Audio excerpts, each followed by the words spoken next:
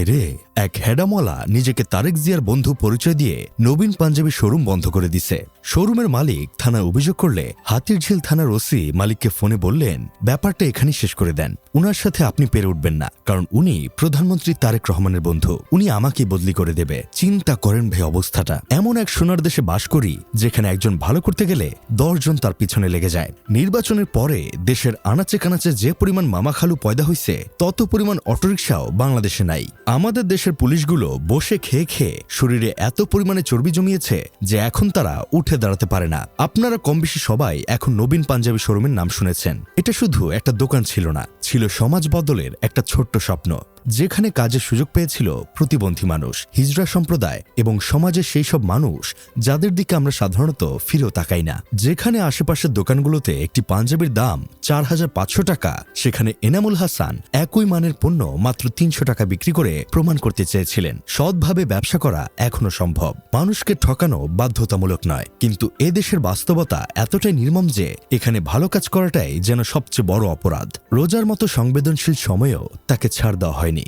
পাশের প্রিন্স দোকানের মালিক মাইকেল এবং একদল অসাধু ব্যবসায়ী মিলে গড়ে তোলা এক ভয়ঙ্কর সিন্ডিকেট। তারা পুলিশকে ব্যবহার করে জোরপূর্বক বন্ধ করে দেয় নবীন পাঞ্জাবি। শুধু তাই নয়, যারা কম দামে ভালো পণ্য কিনতে এসেছিল সেই সাধারণ ক্রেতাদেরও করা হয় হেনস্থা। এই সিন্ডিকেটের অলিখিত আইন 4500 টাকার কমে পাঞ্জাবি বিক্রি করা যাবে না, 1500 টাকার কমে পাজামা বিক্রি করা যাবে না।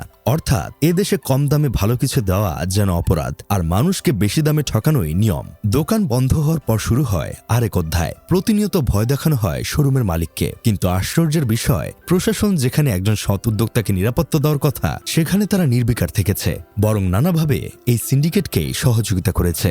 অবশেষে জীবনের ঝুঁকি আর অনিশ্চয়তার কাছে হার মানতে বাধ্য হন মালিক হাফেজ এনামুল হাসান। প্রেস কনফারেন্স করে সব সত্য প্রকাশ করার পর আবারও বিদেশে চলে যাওয়ার সিদ্ধান্ত নেন। ফেসবুক পোস্টে এনামুল হাসান নবীন লিখেছেন, সিংহের মতো বাঁচতে চাই, কিন্তু সিন্ডিকেটের বিপরীতে সন্তানদের এতিম করতে চাই না, তাই দেশ ছেড়ে চলে যাচ্ছি। পরিস্থিতি স্বাভাবিক হলে হয়তো একদিন দেশে ফিরবো ইনশাল্লাহ। সত্যি বলতে কি, এটাই আমাদের দেশের নির্মম বাস্তবতা। এখানে কেউ ভালো কিছু করতে গেলে 10 জন মিলে তার পেছনে লাগে তাকে থামানোর জন্য।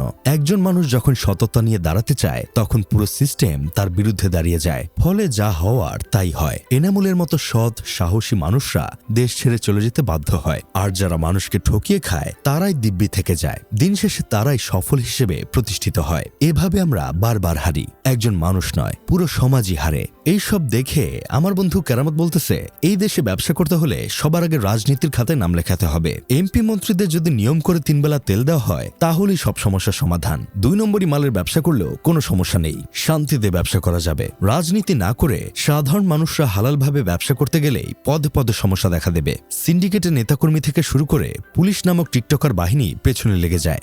যাই হোক, শেষমেশ আমি গোলাম হোসেন একটা কাজের কথা কই। শুনেছি হাসনাত আব্দুল্লাহর হস্তক্ষেপে আবারও চালু হচ্ছে বন্ধ হয়ে যাওয়া নবীন ফ্যাশন। দেখা যাক দিন শেষে কি হয়।